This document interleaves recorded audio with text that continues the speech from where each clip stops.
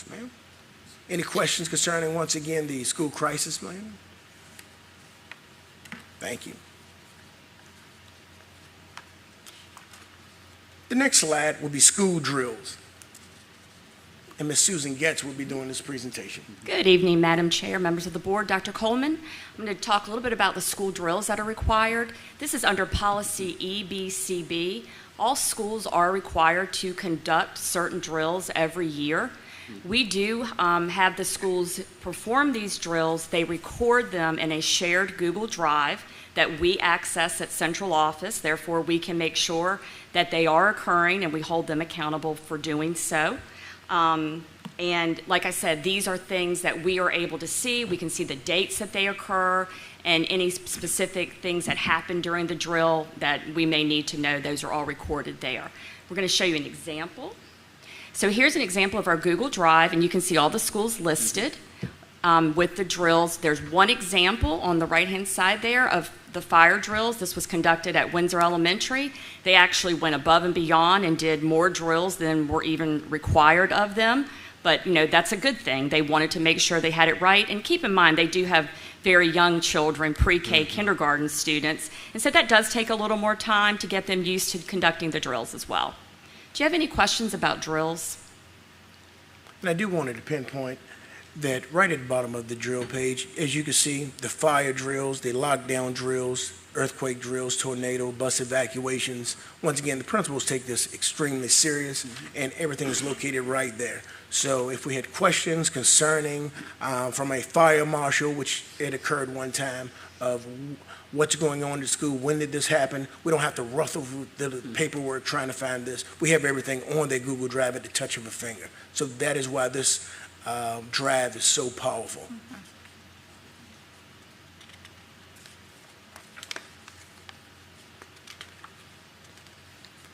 If there's no question, we're going to move on to school safety audits with Ms. Lynn Briggs. Good evening, Madam Chair, board members, Dr. Coleman. School safety audits are addressed in policy EB and specifically regulation EB-R. Once again, they're enclosed in your packet. They are required by state law to be done annually. In addition, the state law 22.1-279.8 Section B specifies the Virginia Center for School and Campus Safety shall prescribe a standardized report format for school safety audits. It also states that all schools will annually conduct these safety audits using that list. So we are provided with the report and the form to use with conducting these audits. When the audits are complete, they are submitted to the state, and once they are complete, we are required by law to publish them in a public place. We put them on our website. We do have the last year, 2020-2021 school year is up there.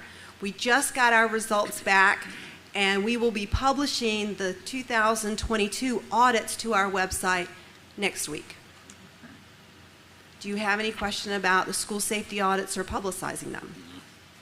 Thank you. Thank you. Thank you, Ms. Briggs. Also, one of our safety precautions, and we have a SROs.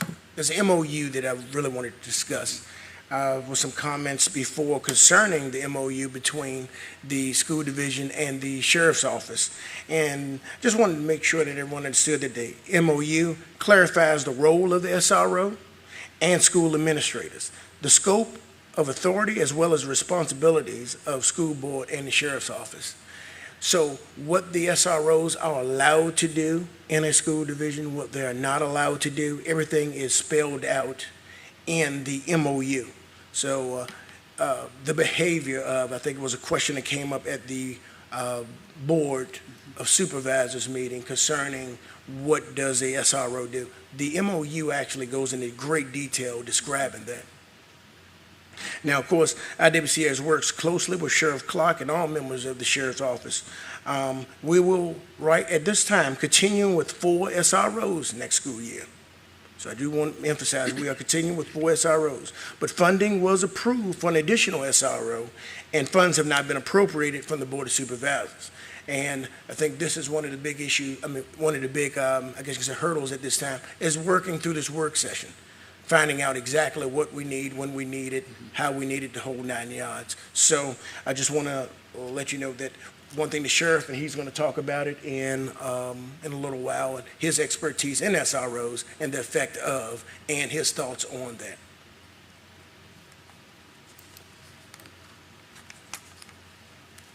Next, Madam Chair, I'd like to focus on some of the safety features in IWCS and some of the other items that we're working through and that we have. Mr. Cooper. Good evening, Dr. Coleman, Madam Chair, Board. I just wanted to bring your attention to some of the safety features we do have within Wight County. We do have key card access through large portions of our exterior doors that require a badge to access. We've been steadily growing that for as long as I've been here. And our end goal will be to hit every single door that someone may or may want to come in and out of on a regular basis.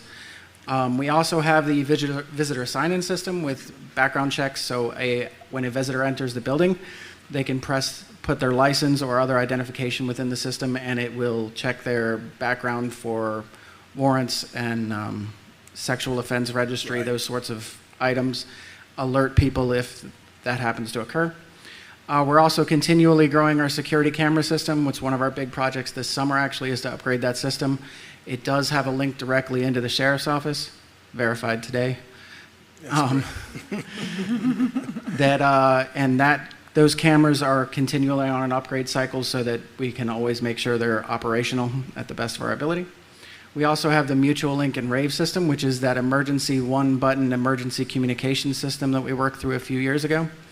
That is in every school. We do conduct audits of that annually, and I believe we're moving that even higher in the future to Yes. biannually, possibly 3 times a year. Yes. So that system is direct communication with the Sheriff's Dispatch Center, as well as access through a mobile app to access the red button system. So it's not just a physical red button, but you can activate the system through a mobile app, and it'll also dial 911. So there's as many communication points as we can get all at once. And then, of course, we always have the proposed school safety grants, which I brought up to the board last year just to remind everyone, but we're continuing with that. Last year was Smithville High School, Smithville Middle, Windsor High School that we won awards for. This year, I've put in for Smithfield High School to finish up their classroom doors. I've put in for Smithville Middle School to finish up their classroom doors. I've also put in for Georgie Tyler Middle School to upgrade their cameras and begin upgrading their classroom doors. And for those that don't remember, the upgrade of the classroom doors is to take away the key and make it so that that badge that gets you into the building also gets you into the classroom. Are there any questions about some safety features that we have within Wight? Thank you. Yeah. And Madam Chair, I do want to point out that, as you know, let's just take just no particular school, but over the years, as you have a master key and keys, and a decade goes by, you start to find out that everyone has a key. And in communities, you start to understand that. So moving toward a badge system that can be cut on and cut off is humongous. That is a gigantic step for Wight moving forward. So I do want to pinpoint that. Thank you, Mr. Cooper. Next, we'll go with safety procedures with Ms. Getz once again.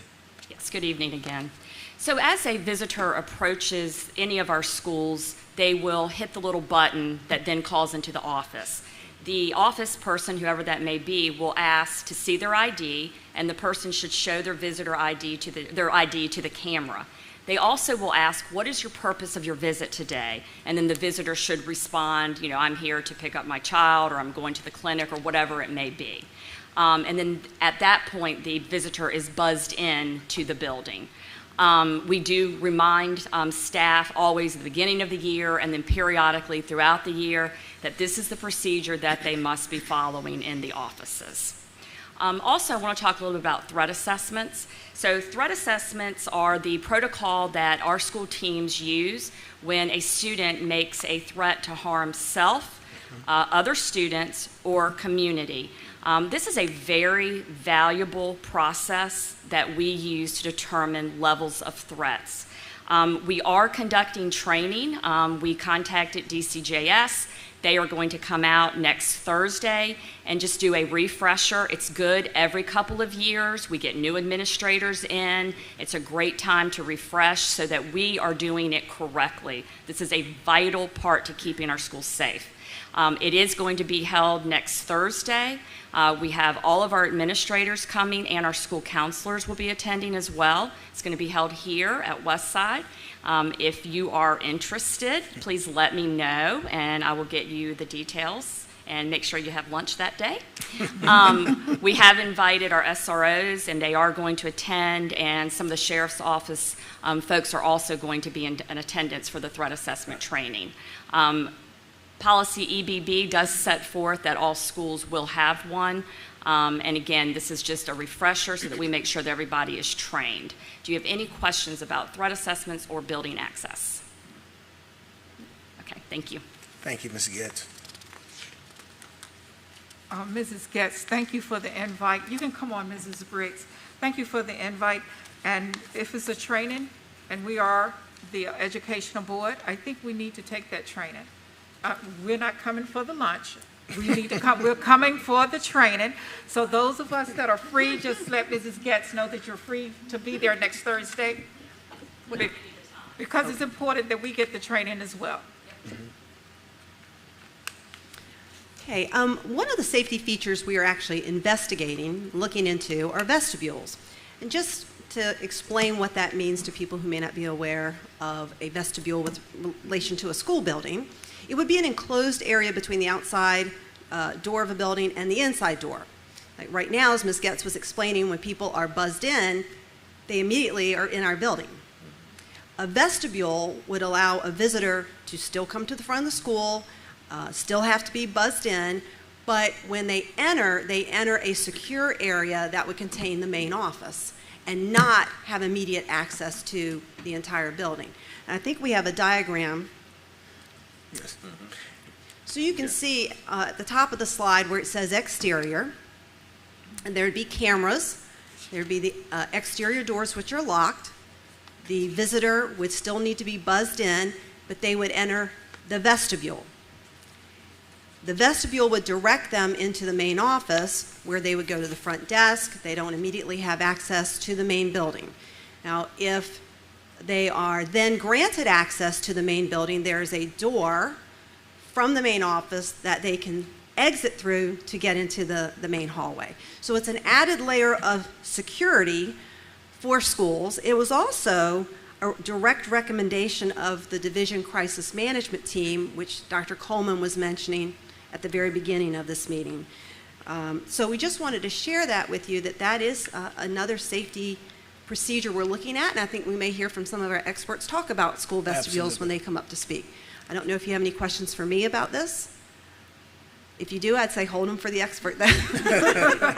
Okay, thank you. And Madam Chair, I did want to pinpoint that this particular picture of a vestibule is a generic picture of a vestibule. This is not the exact vestibule that we are intending to go with or anything of that nature. So I wanted to make sure that I let the public know this is literally something off of the internet to show you what a vestibule is. After the work session at the Board of Supervisors, I was approached and an individual asked me, what is a vestibule? And that actually made me start thinking of maybe not everyone understands exactly what a vestibule is. So with this visual and a interpretation of what it is, it helps out with the public. Okay. Madam Chair, at this time, I would like to start to call the experts and let them come up and talk about what they do and their ideology on school safety. First, I would like to call, and I apologize if I mispronounce your name. It's going to be Mr. Paul Ruscia. Mr. Paul Ruscia, who's Facilities and Infrastructure Security. Madam Chair, members of the board, Dr. Coleman, thank you. Really excited to be here.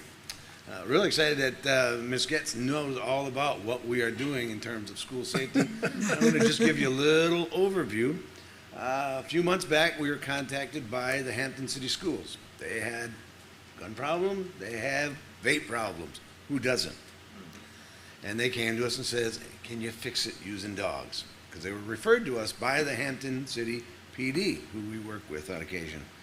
So we went in on a pilot program, and the results were phenomenal. After the first day, when the dogs came in and the word spread, we did a perimeter check. And we found all kinds of goodies. They dumped their dope, they dumped their vape. We even found a .40 caliber magazine hidden in a urinal. These dogs are phenomenal. You cannot fool them. You cannot hide it. If it's there, they're going to discover it. Yep. All right. We're putting in the the sensors in the bathrooms and all the other stuff. These kids are innovative. They're figuring ways around it. You can't fool the dog. But here's the beauty of it. We use non-aggressive dogs, primarily floppy ears, Malinois and Shepherds as well. These are all former military veterans that have come through our school that we employ, so they're thoroughly vetted by us. All right. It's not law enforcement. They are there, and we're not there to replace SROs by any means. We are there to augment them, all right? But the beauty of it is they're not carrying a gun, and another gun in school is not going to solve the gun problem. We know that. But the dogs find it before they can do anything with it, so it's really hard. They can get it past the metal detectors. These kids are innovative. But they all like to test their toys, so they're going to leave that residual odor out there, and again, you can't fool a dog. Now, we don't have to line students up. We don't have to force them to drop their bags. These are what's called MOD dogs, mobile odor detector dogs, designed by us. We're kind of the vanguard in animal technology in the United States. Right here in Isle of Wight, a lot of people don't even know that. The dog just wanders a hallway, and as you walk, you create a vapor wake, just like a boat in the water, only it's ambient air, right? And all your wonderful little skin rafts and odors are drafting off. And the dog is walking, and suddenly it's slams its head to the left, to the right, and says, hey, boss, the order I'm trained to find is on that kid. And then it just calmly follows behind the student until the SRO tells the student to stop. The dog will come up and give a final passive response. Non-aggressive, nobody's ever been bitten. The students love it. Hampton's reported that on the days the dogs are in the school, there's no issues. It calms the kids and has a very, very calming effect. They used us here recently at Hampton, the Coliseum. They had that mass graduation for 3 days. We found one gun on a guy in a waistband. Why you need to bring a weapon to a student graduation of 9th graders is beyond me, folks, but you can't legislate stupidity. We try to corral it, but it's like herding cats. We chased him, but he got away. SRO couldn't get him in time. And then we found a stun gun and mace. Why are you bringing that there? So we ruined somebody's party, and it's good stuff, right? Very cost effective.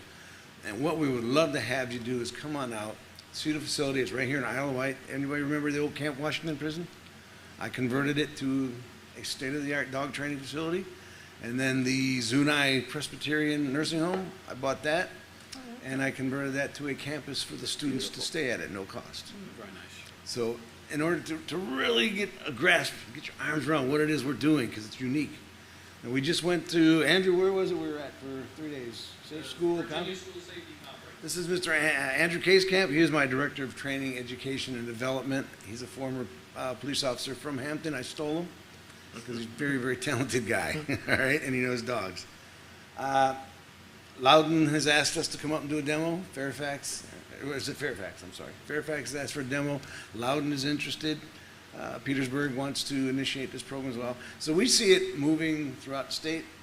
I'm trying to get a 5-minute discussion with the governor and the money people to say, hey, this is the wave of the future. All right? It's proactive. Everything else we're doing is reactive. So we got to get out in front of these kids. And canine just seems to be the model of choice. So I should have had you come up. You had more info on it than I did. She's well versed on what we're doing. She's spoken with superintendents over there. Any questions for me? I know it's not like I'm rattling, but you really got to come see it to understand how it works and how effective it really is. These kids, the dogs become mascots to the school. So, they develop rapport with these handlers. So they're more willing to talk a little bit and tell us things that we want to know by dealing with an SRO. And the other advantage is when the dog does respond on somebody, it's administrative, and you folks, you know, in the school, they make the call. Law enforcement's not involved at that point. So, there's a lot of pros and cons, primarily pros. Questions for me? How often do you have to enter the schools with your canines? We were, just prior to the summer break, we're in Hampton 4 days a week. Okay, so it's like an every day Full with time. different schools? Yes, ma'am, yeah. The same building or different locations? We were bouncing around. We didn't want to set a pattern. We don't Okay, want these I kids got to get you. comfortable. And the way we do it in, we contract in blocks of 4 hours. So, you know, I'm not going to advocate, hey, you need a dog in every school. Right. That's a little expensive. But if you do a dog team full-time, it can bounce around your high schools, and then another one for your middle schools. Right. Okay. And they, again, they augment the, you know, the DARE programs and things like that as well. These kids can touch, they can feel, Okay. and it just, Thank you. very effective. Mrs. Getz, you said Mrs. Getz had your information? Yes, she does. Well, she'll get your information. Okay. It just so happened that I didn't realize his connection, but I've talked to Hampton City Schools about Okay. the program that they're using. Okay. I didn't know that he was responsible for it, though. Okay. I do have a video. I will share it with you. They're very excited. They've seen a lot of success with having the dogs in their schools, middle and high. And I will say our number one problem is vaping. If we could solve the vaping problem, we would all be happier. That's most of our discipline is vaping right now. So it might be something to explore, but I do have a video. I'll share it with you. That's what I wanted to ask. I forgot to. He did say weapons. Do your canines also detect drugs? Drugs? Yes. Oh, absolutely. Okay. Yeah. All right. I just. Drugs, I bed know they're bugs. trained to do certain things. If it has an odor, we can train the dog. I to it. got We you. actually do COVID-19 dogs, believe it or not. Okay. Yeah. So they can. So, give me a quick second here, I just lost my chain of thought. So yeah, what we're hoping to do is establish, let us come in and do a pilot program Okay. and see the results. I think you're going to be astonished by them. Yeah, Madam Chair, I had the opportunity to go out and see the facility. I don't remember if it was earlier this week or last Last week. week. It was last week. And the way these dogs are trained is just phenomenal. And then the friendliness of the dogs when they're not working is incredible. And I would recommend every board member and the administrators go through with Paul and see what they're doing. And maybe we'll get a demonstration too. But where it complements what law enforcement could bring to the school, this could be a force multiplier. Thank you so much. Thank you very much. There we go. Madam Chair, next will be Mr. William Drury, Okay. School Safety, and of course, he's on the Division Crisis Team. Mr. Okay. Drury? Good morning, good evening, Madam Chair, members of the board. I'm Will Drury. I'm the Emergency Management Coordinator for Wight County. I work under the Department of Fire and Rescue, so I represent Chief Humphreys as well, and also the 7 volunteer fire and EMS agencies that provide service to the county. As Dr. Coleman said, we're obviously very active members of the Division Crisis Team. I've been a member of that crisis team since I came on board over a year and a half ago, and then there was folks from our department who have been on that crisis team before me. We're very active participants in school safety. We attend most every drill that occurs at the schools, whether it's a tornado drill, earthquake drill, the lockdown drills, fire drills, any type of drill. We meet with school staff regularly. I was actually meeting with transportation staff today to talk about how the school's response plan integrates into our emergency operations plan and then vice versa. The schools have some roles outside of actually normal school activities in helping us prepare and plan for disaster. So it's important for all members of staff to understand those roles, and that was the genesis of that meeting today. Dr. Coleman asked me to come here tonight to talk about what we actually do as far as school safety and how it relates to my job. So as the emergency manager, I'm not responsible for just fire and EMS type things. I'm responsible for looking at everything through what we call a whole community lens. And that's bringing all the partners together that would be necessary to respond to any type of event, whether it's social services, the health department, our department, law enforcement, the schools, whatever we need. In our emergency operations plan, we break that down into what are called emergency support functions, and the school has many roles in those, and we have many roles in y'all's emergency response plan as well. On the fire and EMS side, our department is obviously responsible for responding to events at the school as they relate to fire and medical emergencies. And also, we're responsible for coordinating up to the state through the state fire marshal's office on building code issues, matters like that. I don't have anything specific to discuss because a lot of our plans, like Dr. Coleman referenced earlier, are very confidential. We try to keep under close cover how we respond to events that happen at the schools.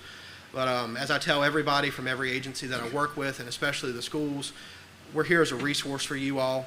I told Mr. Christensen when he came into his new role about a year ago, if there's anything you need any time of day, pick up the phone, give us a call. Even if you don't think it falls under our hat, we probably know somebody who can help you out. So you all can have my phone number. Like I said, pick up the phone, call me anytime, day or night. All the building administrators know that. Dr. Coleman knows that. We're here as a partner to you all, and that's really what we want to be. So I'd be happy to take any questions as it relates to either emergency management or fire and EMS response. Okay. Thank you, Mr. Drury. Any questions for Mr. Drury? No. And Madam Chair, I did want to point out a conversation just to show you the coordination between Mr. Drury and the school. He contacted us one time after a football game, and he seen that it could be a little safer if he established different barriers for the emergency squad to get in and get out. And we talked about that, we discussed it, we chose some things, and we implemented that instantly. So those are some of the conversations that we have and the level of trust that we have built over the years to be able to work together like that. I do just want to point that out. So we're in the schools pretty regularly, not only during school, but after school. We use the schools for disaster shelters, so we have to be familiar with their layout and what's going on there. So we're there all the time. We have found that the more that we're present, the more staff and the students take what's going on a little bit more seriously, just because it's a face that they don't recognize and they don't see every day. So there's that heightened sense of awareness when we're present. And I think that really helps, especially when we're doing some type of drill or exercise. So, thank you. Thank you very much. Next, Madam Chair, will be Chief Dan Riddle. He'll be speaking on school safety, the Chief of Windsor Police Department. Police Office. Windsor, yeah, Police Office. Good evening, Madam Chair, members of the board, Dr. Coleman. Dan Riddle, Chief of Police, Town of Windsor. Just wanted to talk to you a little bit about our involvement from the town's perspective with the crisis team. Been a member of that for the last 4 years. The day-to-day things kind of fall to the sheriff's office and the school resource officers as they're in the schools. But with both the middle school and the high school inside the town limits, we obviously have a vested interest in making sure that students are safe and being prepared to respond to any incidences that may occur at the schools.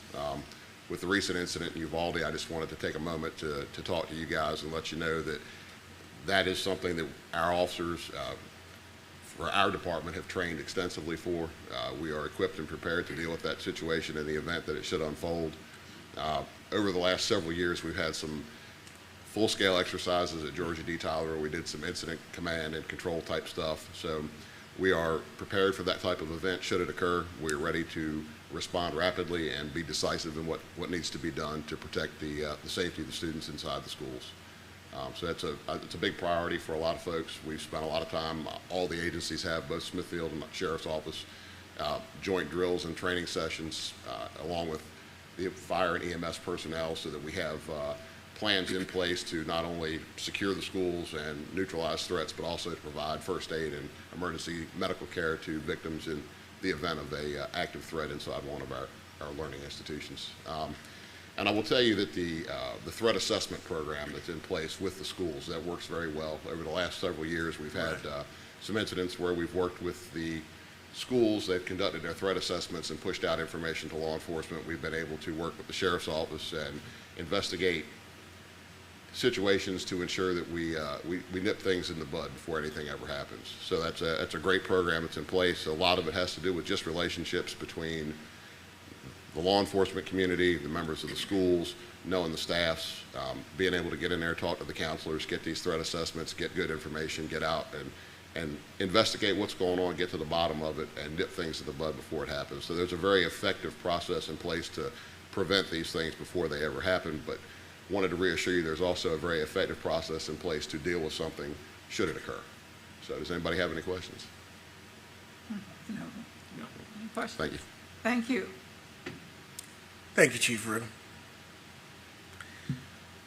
Next will be Mr. Tim Mallory, Director of Safety and Security Services for Norfolk Public Schools. And Mr. Mallory does a couple other things. I'm gonna let him introduce himself, because I think I might have missed something. That's okay. I do whatever they need me to do in the division, but my title is Director of Public Safety and Safety and Security Services, so not only security, but also responsible for all emergency management. So I work very closely with the Norfolk Police Department, Emergency Management, Fire Department, and other support agencies in the city. Just to give you a little bit about my background, I've probably supervised security in 3 different school divisions in the state of Virginia, City of Richmond, Chesterfield County, and Norfolk twice. And also Tidewater Community College for 3.5 years. And so just want to give you a little background on some things that I just kind of jotted down a few notes and some things. First of all, I was trying to figure out where you guys are, but one of the things I've always believed that schools and communities are made safer through partnerships and positive relationships. So you got to work on that first. Invest your efforts in human capital before you spend tons of money on security technology. I tell you now that in the years that I've been doing this work, now in over 20 plus years, I'm also a retired Norfolk police officer where I spent 16 years in law enforcement. Even coming from law enforcement, working in school security, there was still a learning curve because what you don't want is have a place that's a prison or too much security, but you have to have those things. You have to balance it out. And a big part of that is human capital, relationship building, and things like that. Identify those that want to be a part of providing a safer school environment versus forcing staff to do things, versus when you're developing your school crisis team, your threat teams. Find out, do your skills test with, do a skills survey with your staff. You'd be surprised of the number of staff that may be teachers, maybe administrators, that have had other careers prior to coming to education. Maybe people that had medical fields, prior law enforcement. We have prior law enforcement officers that teach in our division. People with medical fields, paramedics, military experience. So it'd be great to, find out what your staff experiences are. Identify your needs of your house first before you invite a bunch of folks in. One of my experiences in doing this work is that I've seen task force develop with all these folks, and I look around the room, and there's nobody in the building from the buildings. It's so important to develop a school safety committee and procedures for the people that see it every day. Yes. You can call Chief Clark, you can call all these officers in. They know nothing about that environment that goes on day to day. They're a great partnership and support, but I would say that you got to bring your house together first, find out what the needs are from your staff, from your students, and don't leave out some of the most important people are your support staff. Your front office staff is probably the most critical person. They're your gatekeepers of your building. They're the ones controlling who comes in, who goes out. The other thing is your custodial staff, who knows the buildings inside and out, your facilities people. They know the buildings. I can tell you, if there's a true emergency, they don't want to talk to the building principal. They want to know who knows the building. And it's not the building administration, I can tell you that. So be careful. Work very closely with your support staff. Train your staff and conduct that skills inventory I talked about. But training is a key also. We have great emergency plans in our division, but I can tell you in all the divisions I work, we don't do enough training. And we train a lot of times with our building administrators, but we have to work hard in making sure that information funnels down to the classroom teacher. Because when that event happens, they need to be comfortable enough to make that decision and know what they need to do. And also, I tell people all the time, you don't need permission to save your life. I worked in a lot of divisions that, well, you need to call the building administrator before you make a decision. No, you don't. I said schools are an extension of home. So if you have a true emergency, if you see a fire, you know it's a fire, why do you have to call somebody and ask, is that a fire? You'd be surprised, in educational environments, we see it all the time. So I tell people all the time, you have a right to save your life. So if it means pulling the fire alarm, calling 911, I know these guys would rather be responding to something and it not be nothing than be delayed. That's right. Again, don't exclude staff members. Some of the most important people in the division are your support staff. Bus drivers keep things from coming in your building. Teach them to be aware of what's going on those buses. Listen, be observant. They don't even have to say nothing. I've gotten more guns off of buses and divisions I've worked over the years because we train our bus drivers to be observant and notify us, and we divert the bus, and we've been able to get things that way. Work to continue to build positive relationships through all your schools with all your students, not just the ones you like, but all of them. Train your staff in emergency response. If they can do these three things well, know when to lock down their building, know when to lock down and how to lock down, know how to evacuate, know how to account for their students, and know how to shelter in place. If they can do those three things well, it puts you in a much better place. One of the things we find out is that we don't always funnel that information down to the classrooms the way we should. Of course, we do it at the beginning of the school year, and they may not see it again. Even though the state requires us to do certain drills and exercises, I would say go beyond the requirement that the state requires you to do, because you can only get better by doing those drills and putting people in a good place. It's been our experience also that security initiatives are mostly funded by grants. We cannot continue to fund safety and security with the climate that we're living in through grants. Grants are great, but if you really want to put the rubber to the road is look at your budget and find out what you really need to do. But at the same time, don't just go out here and spend a ton of money just to say we did these things. Just some of the things that just work but doesn't cost money. Make sure all your doors are secure and working properly. One of the things that came, I just started reviewing the Uvalde shooting, and one of the things that popped up, they looked deep down. There was a work order for a classroom door that had never been fixed, and it was broke for a long time. So those things and I tell people all the time, when the incident is over and the dust settles, they're going to dig deep to find out what type of training have you done. What type of plans have you had in place? You know, things like that. Did you keep up with your maintenance? Do you have a camera system that only 3 cameras work? So all those things will come out. If there's a decision to purchase any camera and software system, stay away from proprietary equipment or software. Purchase equipment and software that can integrate, because you really want to have one platform. One of the things that we're working towards is having a platform that can do your cameras, can connect to your radio systems, can connect to your access control, your visitor management, things like that. In addition to, there's some new systems out here that are better than metal detectors that we're investigating. It's called weapons detection systems that operates off of computer analytics. So, and it ties all to our camera systems that we're getting ready to put in. So those are some of the things that you can look into. But again, investigate, look into things before you spend a dollar. That's right. Work with vendors that work with schools. Let me tell you, probably after this meeting, somebody's going to ring your phone off for the next few weeks trying to sell you something.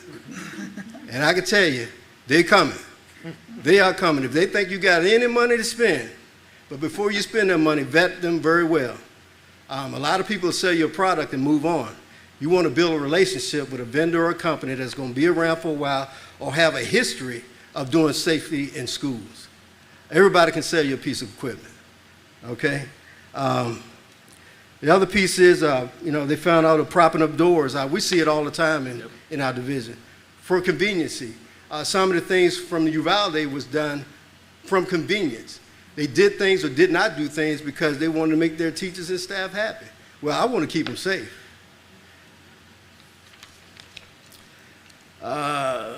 Practice all your drills beyond what is required. Identify the right personnel for your crisis teams. Don't just put a body on there. Know their capabilities, whether it's mentally or physically, and do the best you can with that and make sure they have all the information they need.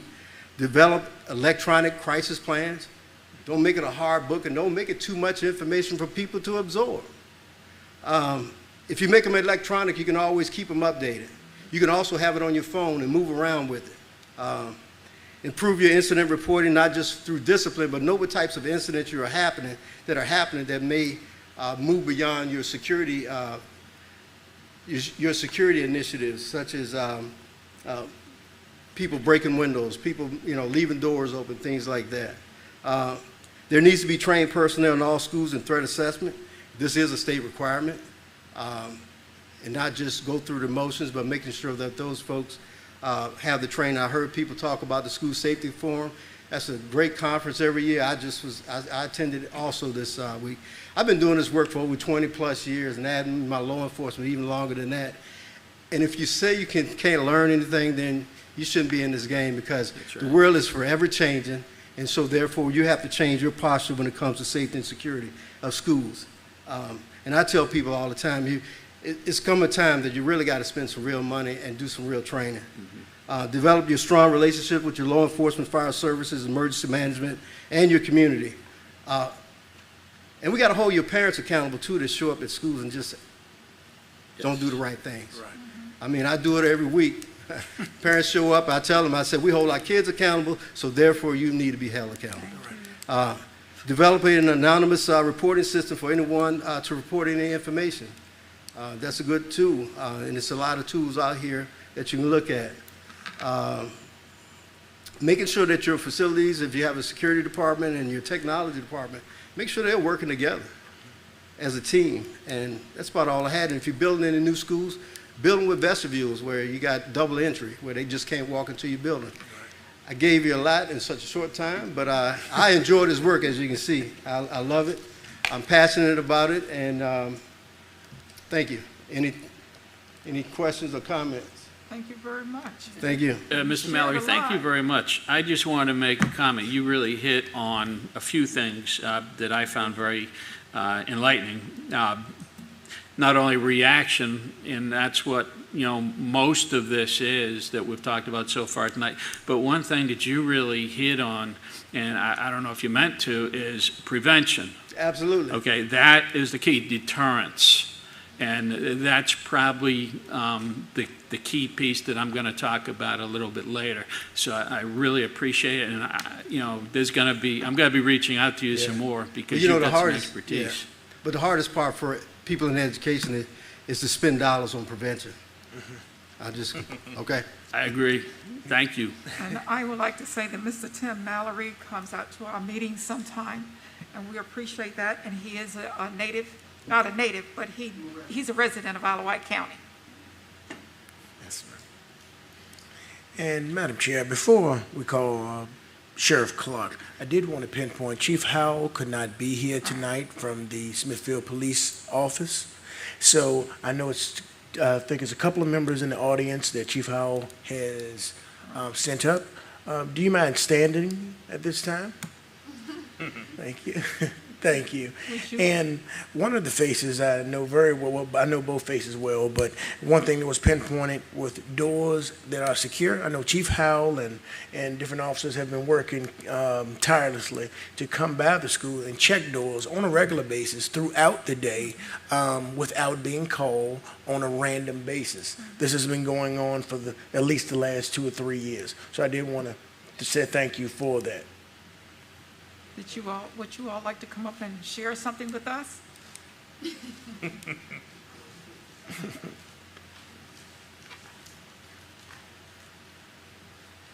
So I'm Sergeant McGowan. I'm in charge of the CCPC program for the town of Smithfield.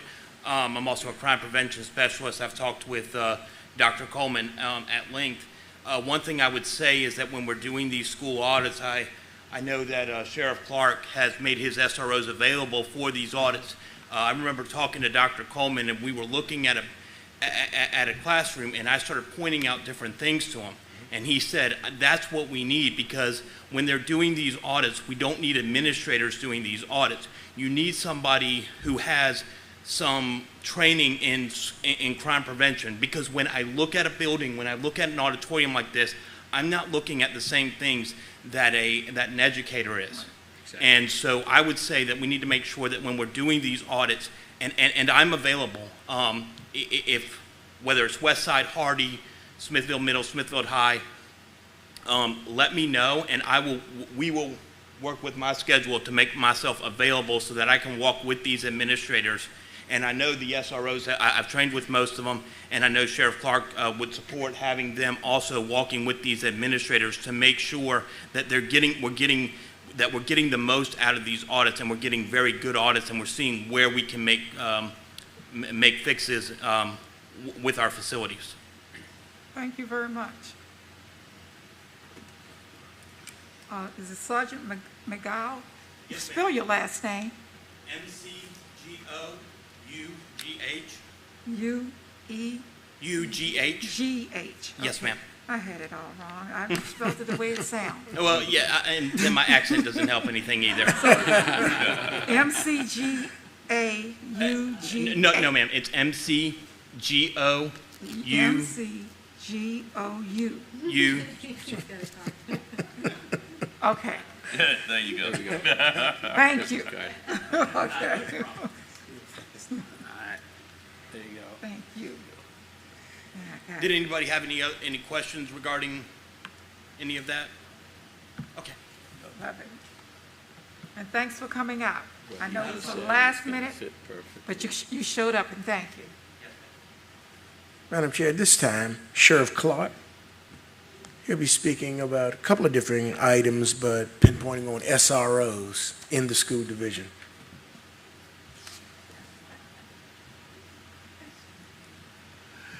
Good evening, Madam Chair, members of the board, Dr. Coleman. Certainly good to be here in front of you this evening. Just to chat a little bit about SROs. First, I want to thank you. Thank you for what you do. The time, sacrifice, what you endure for the school, for our children. Thank you. I greatly appreciate it. I mean that from my heart. I know that it's not easy at times, what you got to listen to and deal with, but you chose to do it, so I thank you. Also, thank you that, and I meant to come here and talk to you before, but you approved the SROs in your budget for the elementary schools. So, and I didn't even have to come to you and ask for it, so I thank you for that as well. I think the our SRO program is very important to our schools. It's very, very important to our children. Dr. Coleman, what we've done, and before that with Dr. Thornton, has been a tremendous asset to the schools. The crisis team, the lockdown drills, the fire drills, the access cards, the cameras, the numbers on the doors has been a great help in securing our schools. The partnerships and relationships that we have, Windsor PD, Chief Riddle, Deputy Chief Meyer, Will, I got Tim on speed dial. So, we be having these conversations, as well as our active shooter training, our special response team, actually trained by the FBI, and we're going to continue to train with them. We've done work with Virginia State Police in our schools, and I will admit we need to do more. Windsor, Smithfield, and emergency services, we need to do more, and we will. We will. But that's our program. It says asset to the school. We got one in each high school, and we got one in each middle school. Yes. My goal, my desire, what I campaigned on was to have them in the elementary schools. And to this day, it has not happened. It hasn't happened. So for me, to be in line with your mission, the SRO, assists the school administrative staff in providing and fostering a healthy environment. It will, most importantly, solve crime problems. It would detect, deter, and most of all, defend and keep our children safe. The relationship that we have with our students, you can't put a price on it. To get these kids as young as possible is my goal. That's right. And my goal on my watch is that every child in Wight County walks across the stage and receives a high school diploma. That's right. Not me or us have to walk past their casket. Exactly. Now, SRO is not end all, be all. The vestibule, great idea. Some of the things that Tim said, great idea. But what we can do as a force multiplier for our children, we need to do it. We need to do it. Not just inside the school, but outside the school. Like I said, on our buses, in the parking lots, in the playgrounds. a school resource officer would be there immediately for me to get up off my desk and drive to Carswell Elementary. God forbid the train coming by Dairy Queen. That's true. And I gotta go to Southampton or Suffolk to get there. Yep. How many children lives could have been saved had we had an SRO on the property? Exactly. So again, I thank you. We will continue to work, partnership, relationship. Please feel free to come talk with me, and I will ask for your continued support of the SRO program. Thank you. Any questions of me? Sheriff Clark, I agree with you. And that has been one of mine. I have always advocated for SROs as well. I remember when I came on the school board the first time, and I asked for them in all schools as well. And they said, well, you really don't need them in elementary schools because we don't have problems, disciplinary problems. But the reason that we need them in all schools, we just found out what happened in Texas happened in an elementary school. It also happened in other places in the United States, in elementary schools. The mass deaths took places in elementary schools.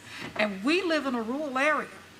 And just like you said, with major train coming back and forth anytime. And if you can't get to Carsville, who are we going to depend on, Southampton or Franklin? Right. We have to partner with them.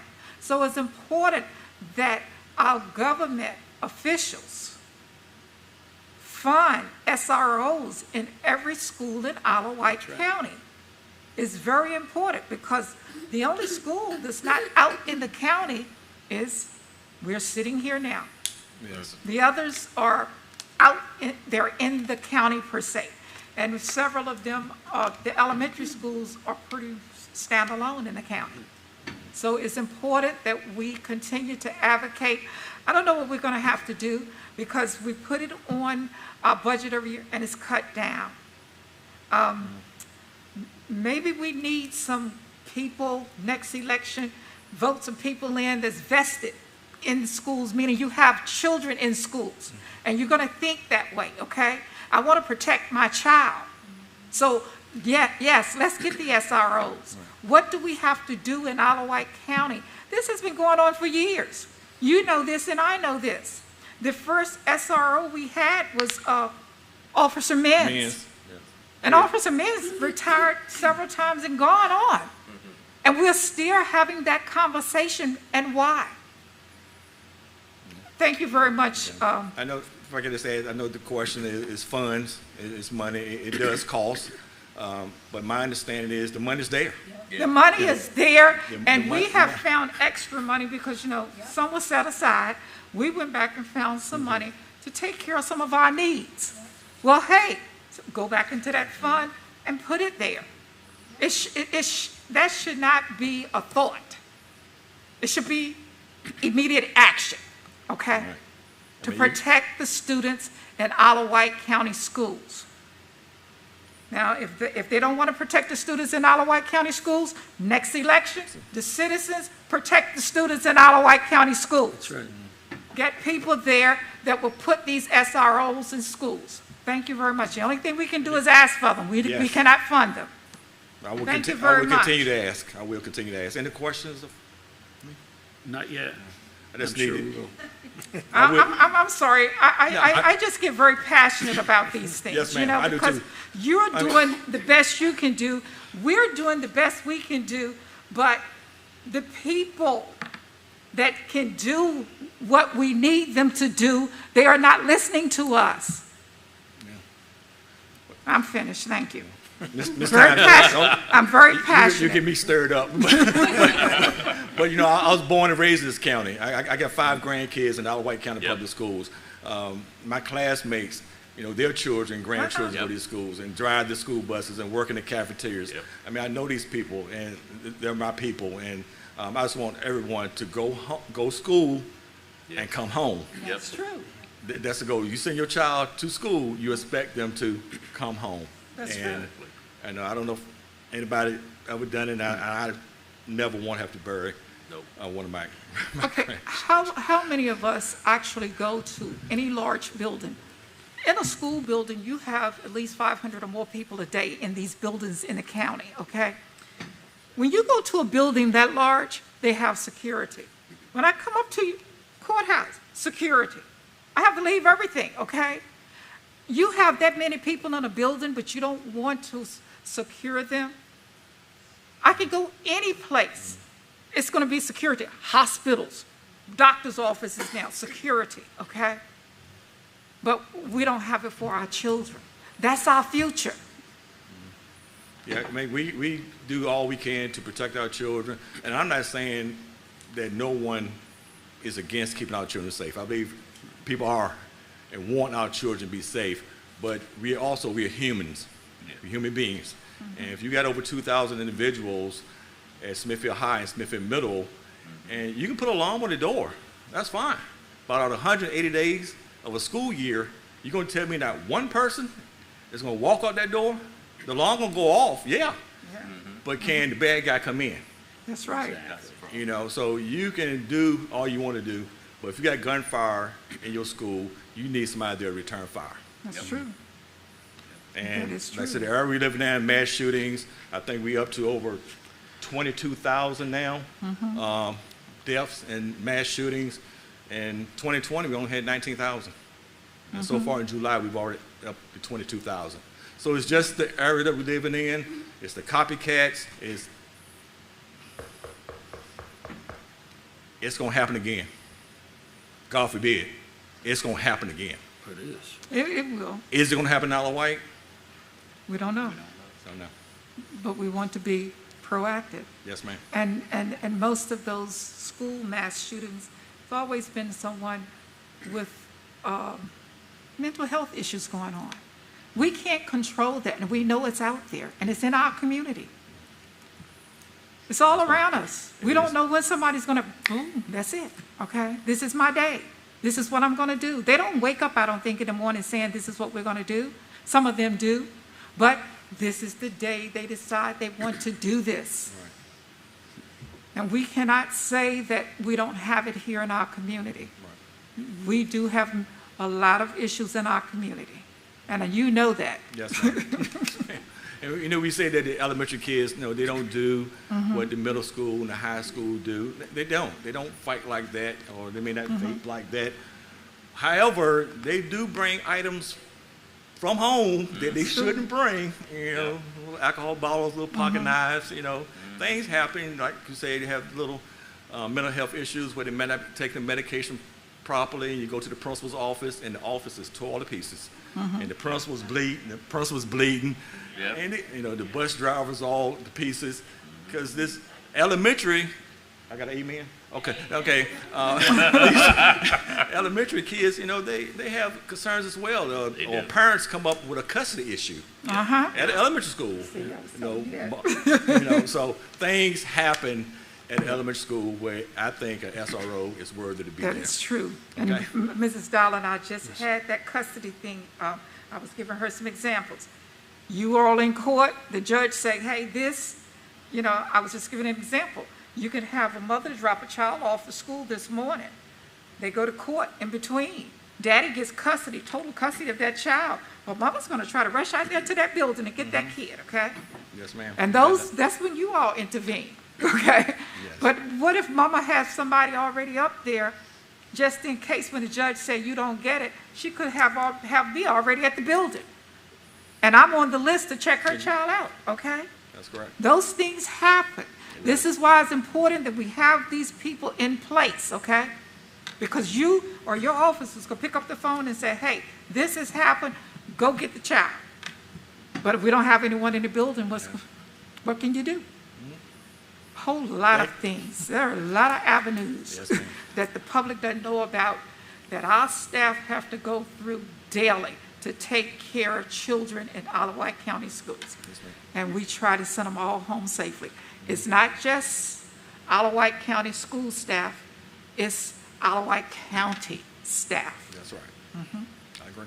Thank you very much. Thank you so much. And I do want to know the time of the meeting. I'm coming for lunch. Okay. Next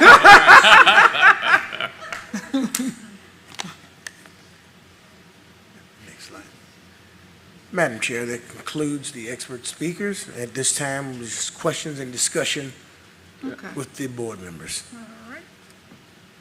Madam Chair, I'd like to just talk a little bit about why I want to call this meeting. First, I want to thank everybody for speaking tonight, because what we do, we need to continue doing, okay? This is good stuff, but we also need to go to the next level. Right now, most of what we're doing is reactive That's right. or planning, drilling for to react.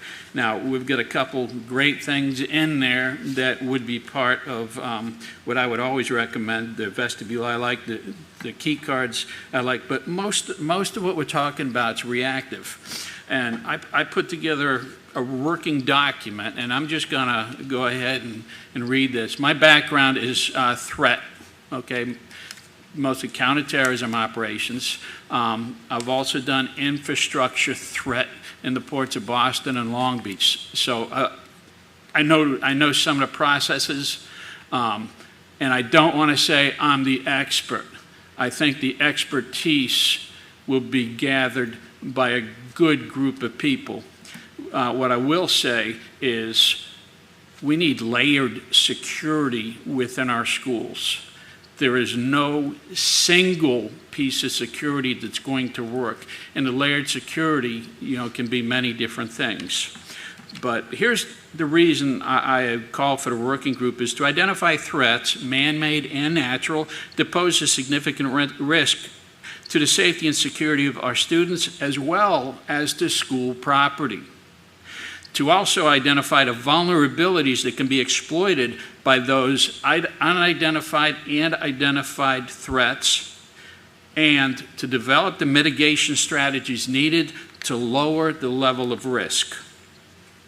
Okay, I hope we have the meeting to identify how we intend to work through the assessments without making any specific processes public.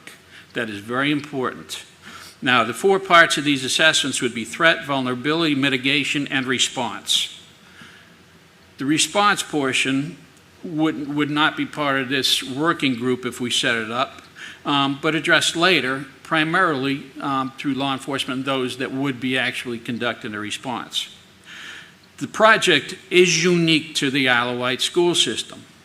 While the process will likely be very similar to other threat and vulnerability assessments outside of the school environment, it'd be tailored to protect our children in the schools. So this is not, what I'm describing here is not what the schools call a threat assessment.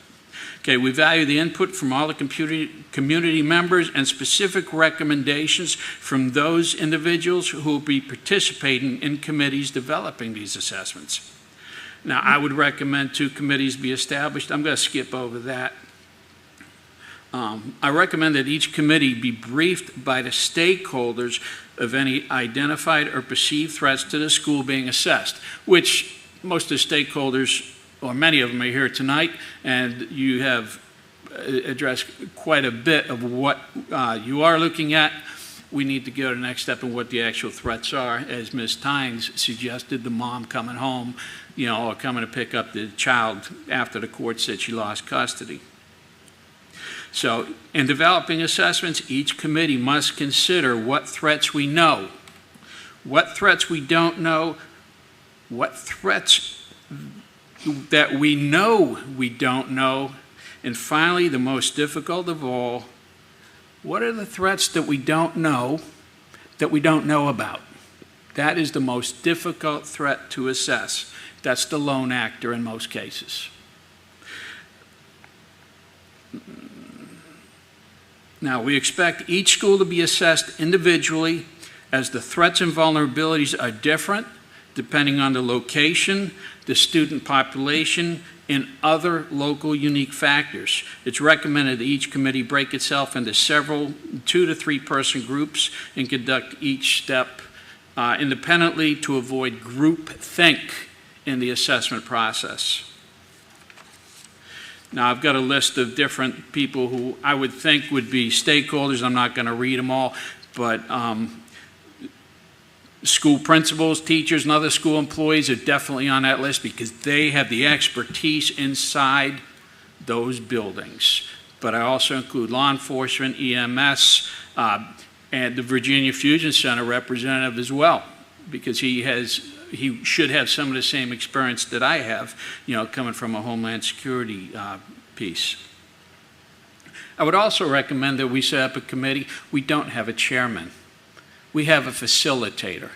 We've got professionals that we want on these teams, and we don't need somebody to be in charge. We need somebody to coordinate. So the specific processes will be developed by the committees with input from the school board and other security experts based on prior assessments of various infrastructure.